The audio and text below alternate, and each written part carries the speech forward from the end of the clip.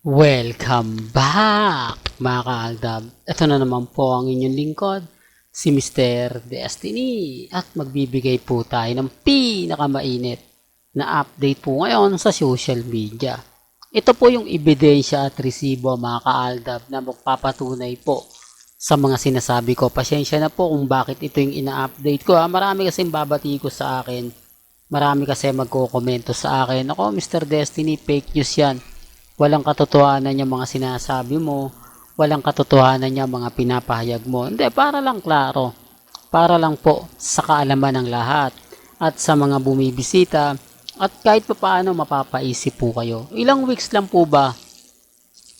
Ito ang post po nito kung di tayo nagkakamali mga kaaldab, August 14, August 15, 16, ito lang po yan, di nagkakawatak yan sa August simula 14 hanggang 16. Yan po yung pinaka-latest post. At ang pinaka-post nga po na bago-bago, ito nga po. Naging video pa nga po ito. Kung titignan nyo mga kaaldab, 3 araw lang. Pero bakit dito po sa latest na update nga po kay Mengay at kay Congressman Arjo, abay kakaiba na. Di po ba? May bigote na po siya. At may balbas pa. Well, hindi po ako namimilit. Ang sa akin lang naman po, mga kaaldab, talagang mapapaisip po kayo. Di po ba? Although sinasabi ng iba, hindi, ano ko lang kumbaga, naiinis ka lang kasi naandyan si Congressman Arjo sa 7th year anniversary ng McDo ni Mengay. Naiinis ka lang, wala kang ibang kumbaga may update kaya ganyan yung ginagawa mo. Hindi, sa akin lang po mga kaaldab, wala naman pong problema Alam ko naman po na kahit anong sabihin ko, magiging bitter lang po talaga ako sa mga armin at sa mga main fanatics. At alam ko naman po yan. Hindi nyo na kailangan pang ipaliwanag yan o sabihin kay Mr. Destiny. Ako na nga po ba nagsasabi, di po ba na kung Aldab Nation ka since 2015 hanggang 2019, magkakaintindihan tayo. Pero kung baguhan ka pa lang 2020 at yung mga update ko, ngayon mo lang napapakinggan, napapanood, abay mumurahin mo lang ako. Real talk yan. Babatuin mo lang ako ng maanghang na salita na hindi maganda at hindi kaaya-aya. Yan po yung lagi kong pinapaliwanag. Kaya nga po, normal na lang po sa akin yung mga bagay na ganyan. Kung si Mengay nga po, hindi tayo pinapatigil Kung si Mengay nga at si Congressman at si Richard Paul Quezon, isama mo na yung pamilya Mendoza at pamilya Paul Quezon, wala nga pong pakialam sa amin. O ba? Kasi alam niya na pagka ginalaw niya o nagkaroon siya ng sinampahan niya ng kasong ang mga Aldab Nation, abay mapapaano siya, di po ba? Magkakaalaman na. Maari yung mga content creator na ginagamit lang sila Mengay at si Alden. Pero kung katulad ko na 101% Aldab Nation, abay napakarami kong ebidensya at resibo na ipapakita sa kanila na galing po mismo kay Nanay Dab na hindi niya po pwedeng i-deny. Hindi niya po pwedeng sabihin na kumbaga, hindi ako yan. Inedit mo lang yan. Di po ba? Ganon din si Tatay Dab. Hindi ko boses yan. Baka AI yan. Ginaya mo lang. Ang hawak po namin 2016 at 2015 na video na kung saan hindi pa uso. Real talk na hindi pa uso yung AI. Hindi pa uso yung mga application sa cellphone na kapag ka nag-download ka, may tagyawat ka, pangu ka sa isang iglap, magiging magandang lalaki ka. Maitim ka sa isang iglap, magiging mistiso ka. Yan ang sinasabi ko. Kaya nga sabi ko sa inyo mga kaaldab, mas madali po kapag Aldab Nation talaga. Kaya nga po sabi ko yung mga Aldab Nation lang. Wala po tayong kinukuhang bagong subscriber kasi mura lang po nga abutin natin. Di po ba? At balikan natin ito. Baka naman may mag-react na, hindi, talagang ganyan, Mr. Destiny. 5 araw lang tutubo na ang bigote. Ito common sense lang, katulad ko, lalaki ako. Kapag nag-ahit ako, inaabot ng 3 weeks bago bumalik yung bigote. At hindi pa ganun karami. Ha? Take note, hindi pa po ganun karami. Maliban lang kung talagang, kumbaga, balbasarado na talaga si Congressman Adjo. Pero pansin mo, 3 araw lang, ganyan nakahaba yung bigote. Common sense na lang yan. Di po ba? Alam nyo naman po mga kaaldab na kung titignan nyo yung photos, ang klinis, di po ba? Ang klinis ng mukha talagang kakaiba. At medyo mataba pa nga po dyan si Congressman. At dito naman po sa photos kita mo, ngumuso pa siya ng labi. Wala kang makikitang bakas. Di po ba? Samantalang dito, malayo pa yan ha. Malayo pa. Real talk ha. Real talk. Malayo pa kuha niyan.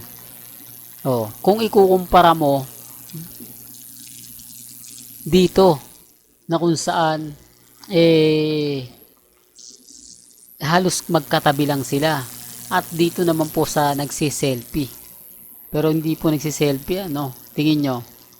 Real talk mga kaaldab. Kaya nga sabi ko sa inyo, pag ako nagbigay ng update, basag po sila. Kapag si Mr. Destiny nagbigay ng mga kaganapan, talaga naman pong sapol na sapol. Kaya nga po, ang daming nagre-react sa akin Ang daming nagko-komento. Lalo pa ngayon. Ngayon, nabasag ko na naman sila. Nabigay ko na naman yung update na to. Ang problema lang po mga kaaldab, yung mga taong hindi po gusto yung mga pahayag ko. Hindi po gusto yung mga sinasabi ko. Alam ko naman po yan kasi katakot-takot na post nga po yung abot ko sa Facebook. Eto, mga post na to, kaya nga po mga kaaldab, ito yung pagkakaiba. Kumbaga, ayaw na lang po nilang manahimik. Kailangan po talaga nilang puntahan si Mr. Destiny at ipakita yung mga bagay-bagay na ganito. Tapos ngayon, basag sila. Ano na naman reaksyon nila? Ay ako, Mr. Destiny. Nako, halatang binabantayan mo rin si Congressman. Halatang, kumbaga, ano ka rin.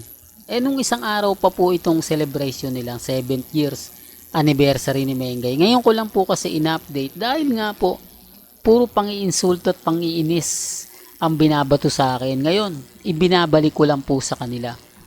Di po ba?